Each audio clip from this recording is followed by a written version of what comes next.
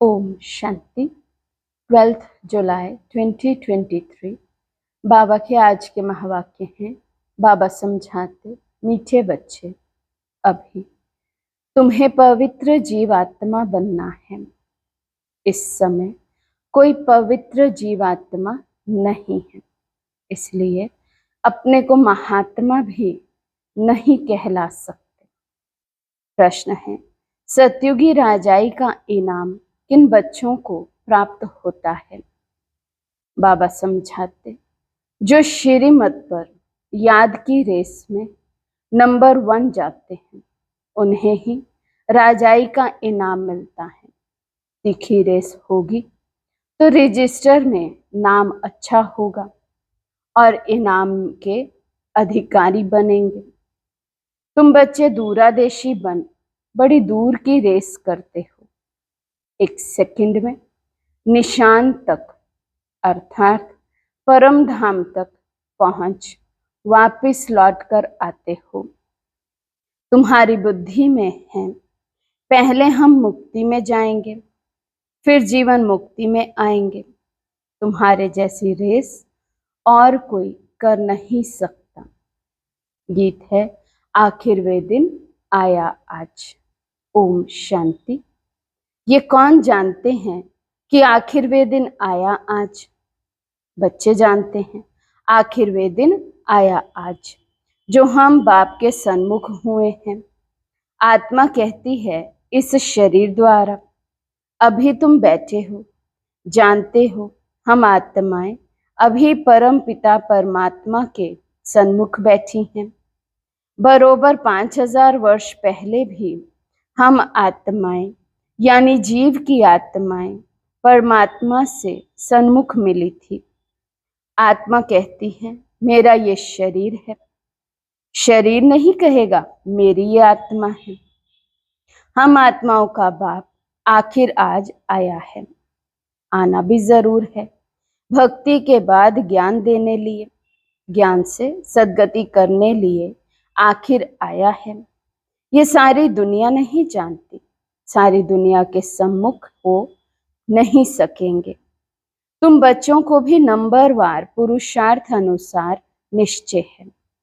पहले तो आत्मा निश्चय करते हैं, फिर निश्चय करते हैं हमारा बाप फिर से आया हुआ है। तुम समझते होंगे ऐसे सब निश्चय करते हैं, परंतु ऐसे भी नहीं है। बाबा कहते निश्चय में भी बच्चों में भी नंबरवार है। ये ऐसा विचित्र है जो घड़ी घड़ी भूल जाता है। हम आत्मा हैं, परमपिता परमात्मा के सन्मुख हैं, ये भूल जाते हैं। बाबा कहते घड़ी घड़ी का खेल है ये तो। 1 सेकंड पहले याद है कि मैं आत्मा हूँ, शिव बाबा की संतान हूँ, और दूसरे ही सेकंड बिल्कुल टोटल देह अभिमान में आ जाते हैं, भूल ही जाते हैं कि मैं आत्मा हूँ। हम आत्मा हैं, परमपिता परमात्मा के सन्मुख हैं, ये भूल जाते हैं। ये तो दुनिया भी जानती है। पतित जीव आत्माओं को पावन बनाने परम पिता परमात्मा आते हैं। जीव आत्माएं आत्माओं को पवित्र बनाने नहीं आती। सभी जीव आत्माएं हैं, परम पिता परमात्मा एक ही है। उनको जीव नहीं कहेंगे क्योंकि उनको कोई स्थूल सूक्ष्म शरीर नहीं है। ये बाप बैठ समझाते हैं, तुम जो भी नामधारी देखते हो, ब्रह्मा विष्णु शंकर का चित्र देखते हो, वे सूक्ष्म वतन में रहते हैं। वे भी सूक्ष्म जीवात्मा ठहरे। ये बड़ी समझने की बातें हैं। मनुष्य तो भल कहते हैं फलाना महात्मा है, परंतु पतित दुनिया में महात्मा आ कहां से सकते? यहाँ कोई सुप्रीम पावन हो ना सके। हाँ, वे सुप्रीम बाप पावन बनाकर गए हैं। सतयुग आदि में देवी देवता थे, ये तो जरूर समझेंगे कि पवित्र आत्माएं थी। अभी पतित जीव आत्माएं हैं। पावन जीवात्माएं भी थी। बरोबर सतयुग आदि से सृष्टि पर पवित्र जीवात्माएं थी, उन्हों को महान आत्मा कहेंगे। बाप समझाते हैं, पतित दुनिया में कोई भी महान आत्मा हो नहीं सकते, सब पतित जीवात्माएं हैं। पतित जीवात्मा जरूर औरों को भी पतित ही बनाएंगी। वहां है पवित्र जीवात्माएं, तो क्या करेंगे? ऐसे नहीं कि पवित्र जीवात्मा बनाएंगे, नहीं, वहां पावन बनाने की बात नहीं रहती है। इस समय सब पवित्र जीव आत्माएं बनती हैं, वहां तो है ही सब पावन। इतना पावन बनाने वाला कौन? बाप बैठ समझाते हैं, तुम जब देवी देवता थे तो पावन थे, यहाँ आकर पतित बने हो। ये है ही पाप जीवात्माओं की दुनिया। अक्षर बिल्कुल क्लियर समझाना है। पाप जीवात्मा, क्योंकि आत्मा भी पतित है, शरीर भी पतित है। वहां फिर महात्मा अक्षर नहीं देते, वहां तो है ही सब पवित्र। कहते ही हैं देवी देवता, सर्वगुण संपन्न, 16 कला संपूर्ण, अहिंसा परमो धर्म जीव आत्माएं हैं। संपूर्ण निर्विकारी माना, संपूर्ण पवित्र, शरीर भी पवित्र, आत्मा भी पवित्र, संपूर्ण पवित्रता की वो दुनिया, सत्युग, स्वर्ग। तुम बच्चों को समझाया जाता है, सन्यासी पवित्र रहने के लिए पुरुषार्थी हैं। अच्छे अच्छे सन्यासी पवित्र रहते हैं, जिनको महात्मा कहा जाता है। पवित्र रहने के लिए अलग रहते हैं, परंतु वे तो है ही निवृत्ति मार्ग वाले, उनको भक्ति मार्ग में महात्मा कहेंगे, ज्ञान मार्ग में नहीं। ज्ञान और भक्ति दोनों अलग अलग गाए जाते हैं। आधा कल्प सत्युग त्रेता में ज्ञान की प्रारब्ध है, यहाँ फिर भक्ति की प्रारब्ध कहेंगे। ये है भक्ति मार्ग। पहले भक्ति भी अव्यभिचारी होती थी, फिर अंत में तमो प्रधान व्यभिचारी भक्ति होती है। अभी व्यभिचारी भक्ति का अंत होना है, तब बाप आए हैं। बाप एक ही बार आकर ज्ञान से आधा कल्प के लिए तुम्हारी प्रारब्ध बनाते हैं। तुम नंबर 1 पुरुषार्थ करते हो। कोई तो राजा रानी बनते हैं, कोई फिर प्रजा व दास दासी बन जाते हैं, क्योंकि राजधानी स्थापन हो रही है। तुम अब दूरादेशी बुद्धि बनते हो। दूरादेशी बुद्धि को त्रिकालदर्शी कहा जाता है, जिन्हें तीनों लोकों, तीनों कालों का ज्ञान है, उन्हें त्रिकालदर्शी कहा जाता है। तुम अब तीनों लोकों को जानते हो, मूल वतन, सूक्ष्म वतन और स्थूल वतन, 3 लोक हुए ना। तुम दूरादेशी बन गए हो। तुम्हारी बुद्धि आदि से अंत तक जाती है, नंबरवार पुरुषार्थानुसार। बाबा कहते हैं अब बुद्धि में ये सारा ज्ञान है, तो आदि से अंत तक कैसे कैसे मुझ आत्मा ने पाठ बजाया है। बाबा कहते सब बच्चों की बुद्धि में ये ज्ञान फिरता है, लेकिन ज्ञान फिराने में अर्थात स्वदर्शन चक्र फिराने में भी बच्चे नंबरवार हैं। कोई कमजोर होते हैं जो रेस में पीछे रह जाते हैं। ये तो बहुत बड़ी दूरादेशी रेस है। आत्माओं की रेस कभी सुनी नहीं होगी। तुम आत्माएं जानती हो, हम स्टूडेंट हैं, हमारी ये रेस है, फलाने निशान तक पहुंचकर फिर लौटना है। तुम आत्माओं की ये बड़ी दूर की रेस है। बुद्धि जानती है हम वास्तव में वहां के रहने वाले हैं। 1 सेकंड में हम वहां पहुंच जाएंगे, जीवन मुक्त बन जाएंगे। हम असुल परम धाम के निवासी हैं। यथार्थ रीति बुद्धि जानती है हम परम धाम जाएंगे फिर आएंगे। जैसे रेस में निशान तक पहुंचकर फिर लौटते हैं, हम भी बाबा के पास जाएंगे फिर वापस आएंगे। अब आत्माएं रेस सीख रही हैं। तुम सबको कहते हो मन मना भव, बुद्धि का योग अपने बाप और परम धाम से रखो, जहां तुम अशरीरी रहते हो। ये सिर्फ तुम्हारी बुद्धि में ही यथार्थ रीति है। तीनों कालों, तीनों लोकों की नॉलेज तुम्हारी बुद्धि में है। 84 जन्मों का ज्ञान और कोई में हो नहीं सकता। तुम जानते हो, हमको इस छीछी दुनिया से, छीछी शरीर से मुक्त होकर जाना है। हम जा रहे हैं। बाप रोज ये रेस सिखलाते हैं। तुम्हारी रेस अविनाशी है। बाप को जितना जास्ती याद करेंगे उतना तुम्हारा रजिस्टर में नाम अच्छा रहेगा। कहेंगे इनकी बुद्धि की यात्रा बहुत तीखी है। याद से ही विक्रम विनाश होंगे।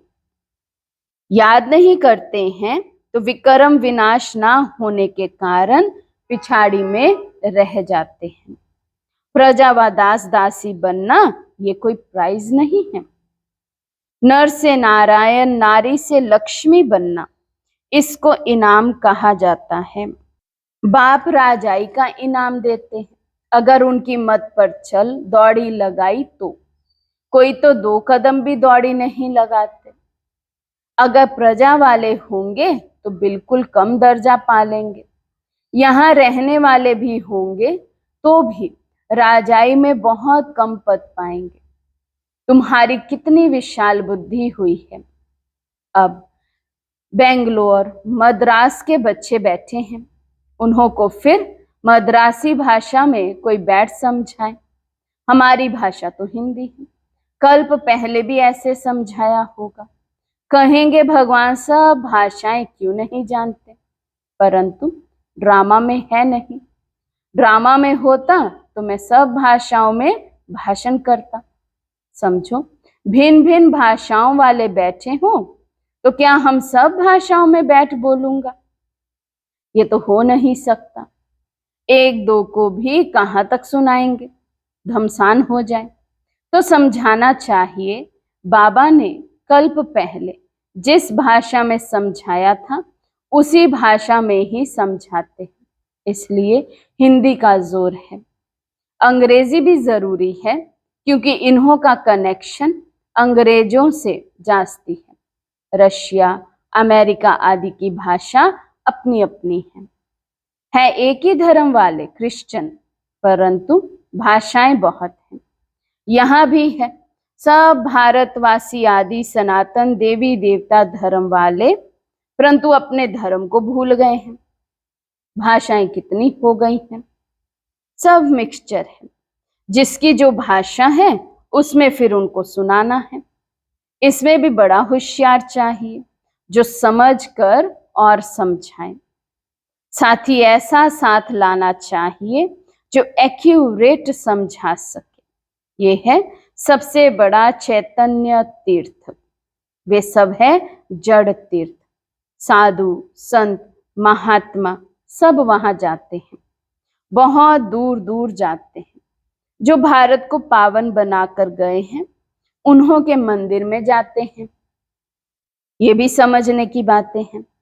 बाप कहते हैं झाड़ की टाल टालियां, पत्ते, उसका विस्तार कितना समझाएं। तुम तो समझ गए हो। ये छोटे छोटे टाल टालियां हैं। टाली में भी कितने पत्ते होंगे। अथाह मठ पंथ है। तुम्हारा थुर तो कितना बड़ा होना चाहिए, कितने पत्ते होने चाहिए। आदि सनातन देवी देवता धर्म सतयुग से लेकर चला आया है, तो हिंदू कितने होंगे, परंतु हिंदू भी नहीं रहे हैं और धर्मों में कन्वर्ट हो गए हैं। ये है कल्प वृक्ष। शुरू में आदि सनातन देवी देवता धर्म वाले थे। हिंदू कहलाने वाले भी वास्तव में हैं आदि सनातन देवी देवता धर्म के, परंतु कन्वर्ट हो गए हैं। बाप कहते मैं आकर फिर उस देवी देवता कहलाने वाले धर्म की स्थापना करता हूं। जो कन्वर्ट हो गए हैं वही फिर से आकर वर्षा लेंगे। जब देवी देवता कहलाने वाला एक भी नहीं रहता, तभी बाप आते हैं, आकर समझाते हैं। तुम्हारे जड़ यादगार खड़े हैं। क्राइस्ट आते हैं तो उनके धर्म की चर्चा आदि होती नहीं। यहाँ तो अभी भी देवताओं के मंदिर आदि निशानी है।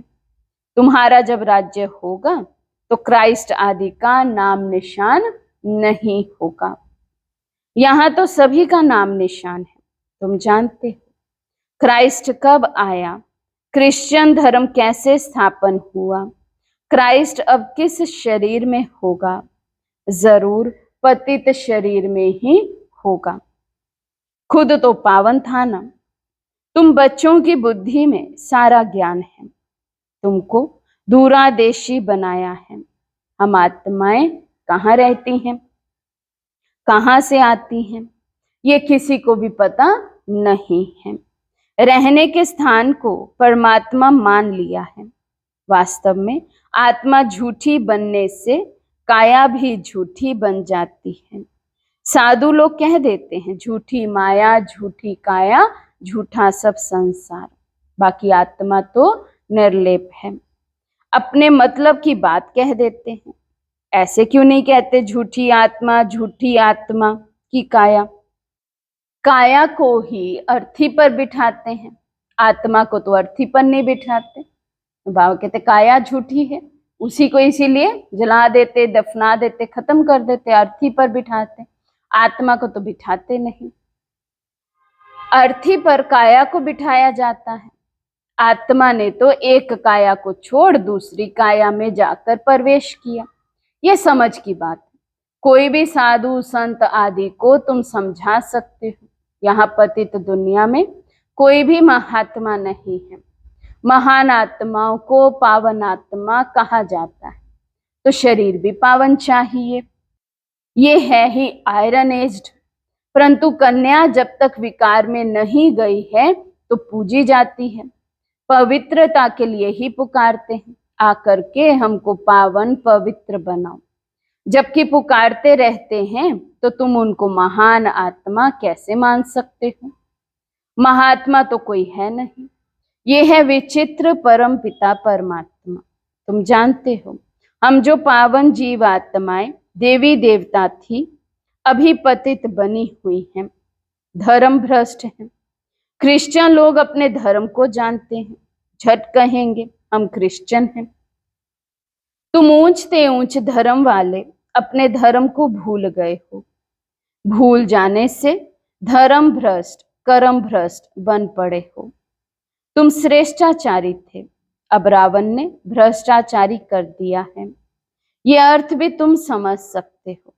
तुम बच्चे अभी अपनी भविष्य ऊंच तकदीर बनाने के लिए धारणा कर रहे हो। श्रीमत का उल्लंघन करने से तकदीर को लकीर लग जाती है। ये भी भूल जाते हैं कि श्रीमत देने वाला बाप है। तो आखिर वे दिन आया आज, ये तुम जानते हो।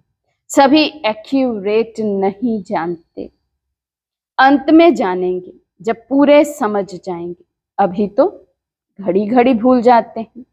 मुश्किल कोई सच बतलाते हैं, झूठ बोलने में देरी नहीं करते हैं। माया अच्छे अच्छे रुस्तम बच्चों को थप्पड़ लगा देती है। बाप तो सब जानते हैं, बतलाते हैं। तुम भूल करते हो, बड़ी डिससर्विस करते हो। अच्छा, मीठे मीठे सिके लदे बच्चों प्रति माता पिता बाप दादा का याद प्यार और गुड मॉर्निंग। और रूहानी बाप की रूहानी बच्चों को नमस्ते। हम रूहानी बच्चों की और रूहानी बाप दादा को दिल व जान सिक व प्रेम से नमस्ते नमस्ते नमस्ते जी।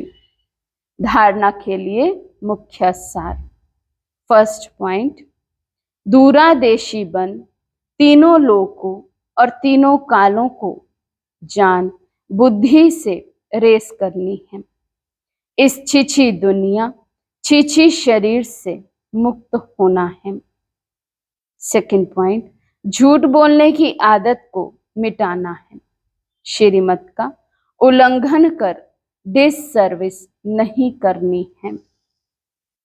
आज का वरदान है, लौकिक वृत्ति दृष्टि का परिवर्तन कर अलौकिकता का अनुभव करने वाले ज्ञानी तू आत्मा भव। लौकिक वृत्ति दृष्टि का परिवर्तन कर अलौकिकता का अनुभव करने वाले ज्ञानी तू आत्मा भव। लौकिक संबंधों में रहते हद के संबंध को ना देख आत्मा को देखो। आत्मा देखने से या तो खुशी होगी या रहम आएगा। ये आत्मा बेचारी परवश है, अज्ञान में है, अनजान है। मैं ज्ञानवान आत्मा हूं, तो उस अनजान आत्मा पर रहम कर अपनी शुभ भावना से बदल कर दिखाऊंगी। अपनी वृत्ति और दृष्टि को बदलना ही अलौकिक जीवन है। जो काम अज्ञानी करते वे आप ज्ञानी तू आत्मा नहीं कर सकते। आपके संग का रंग उन्हें लगना चाहिए। स्लोगन है, अपने श्रेष्ठ कर्म से विश्व पिता का नाम बाला करना ही विश्व कल्याणकारी बनना है। अपने श्रेष्ठ कर्म से विश्व पिता का नाम बाला करना ही विश्व कल्याणकारी बनना है। अच्छा, ओम शांति।